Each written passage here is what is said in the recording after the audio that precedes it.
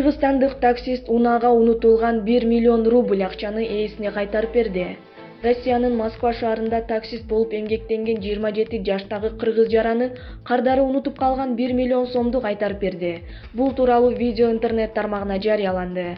Видеодо дагестандык аял мекендешибиздин апасына ыраазычылык билдирип Дагестанга чакырган. Жүргүнчүнүн 1 миллион акчасын кайтарып берген жаран Жалал Абад облусунун тургуну.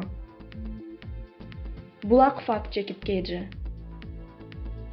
Салам алейкум, сестра. Спасибо вам большое за такого хорошего сына, что вырастили, воспитали. Такое хорошее воспитание правильное дали. Вот мы забыли в машине 1 миллион рублей и паспорт. Ваш сын нам их вернул в целости, сохранности, все обратно. И вот сегодня он нас и в аэропорт отвозит. Мы сами с Махачкалы.